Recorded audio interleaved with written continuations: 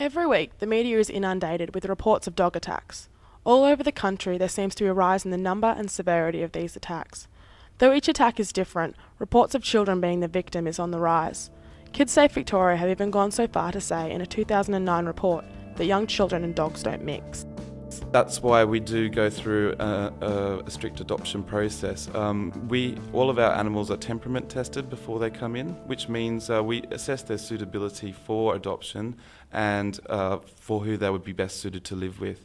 If it has been identified that an animal would not be suitable for children, that would be communicated to the new owner. Having said that, there are many animals out there that are safe to have around children, and as long as children are supervised when they're in the company of the animal, there should not be any problem. That was Tim Pilgrim from the Burwood office of the RSPCA, while Colin Muir, the president of the American Pit Bull Association, had this to say. Statistics tell us that children are likely to be bitten by their own dog or a dog that's known to them in their own backyard or in the dog's own backyard.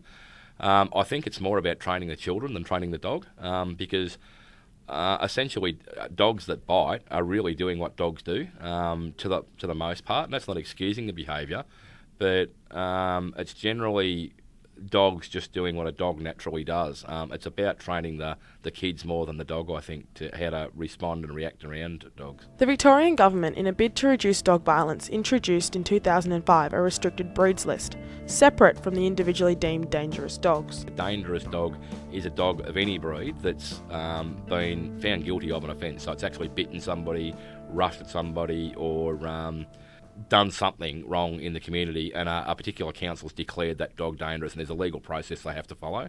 A restricted breed dog, as opposed to a dangerous breed, there is no such thing as a dangerous breed. All dogs are capable of biting or attacking.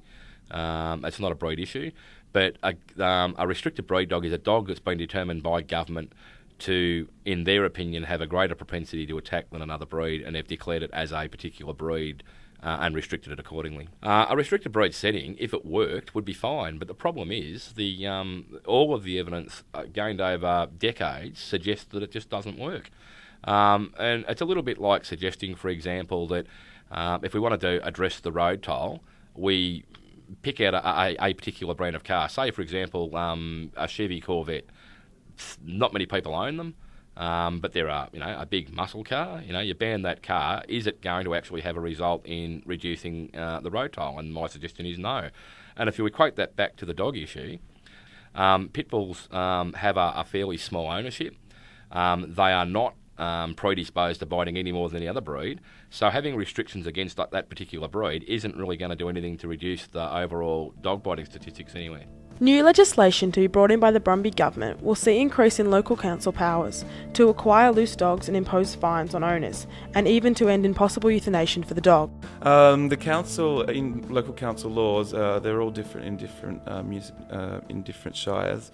However, most codes of practice do state that if a dog is wandering at large, their owner can be fined and the dog can be confiscated. To put that dog down on the basis of its breed, sometimes it is very hard to distinguish, for instance, pit bulls from other breeds such as Staffordshire Terriers. So again, that would need to be assessed by an expert.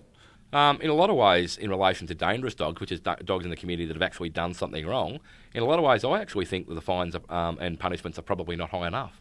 There needs to be a decent enforcement regime that promotes responsible ownership, and it can't work on its own, but as a proper regime related to creating a responsible ownership issue, I think fines and penalties should be increased. Laws have been in place to stop dog attacks, though more cases are reported every week. New changes need to be made to the system. Range of things that need to be done around proper data collection, proper enforcement of existing laws, and looking at things like breeding practices and things like that. But there needs to be, I think, a long look at the existing laws that are non-breed specific, who in a lot of ways are quite adequate, but they're just simply not enforced. Dog laws are enforced by local councils. Some local councils do it quite well, others don't do it very well at all. So there really needs to be a lot more accountability of local councils in enforcing the laws that currently exist. I suppose, happy to look at any issue that's positive about fixing the problem, which is dog ownership in the community. But I think, again, it comes back to, the laws are enforced by individual local government. So I think it doesn't really matter that much whether it's a state law or a national law. At the end of the day, it's local government that really needs to administer it properly. The RSPCA does advocate that responsible pet ownership is the key to decreasing dog attacks. The RSPCA supports that any dog can have the ability to attack or to bite or to be vicious. Certain breeds do have a propensity for aggression, which means that their owners do need to take into account that these dogs may have been bred for aggression in the past. It's basically what we would deem deed, not breed. Exactly, the behaviour of the dog should be punished, not the breed, because any dog has the ability to attack.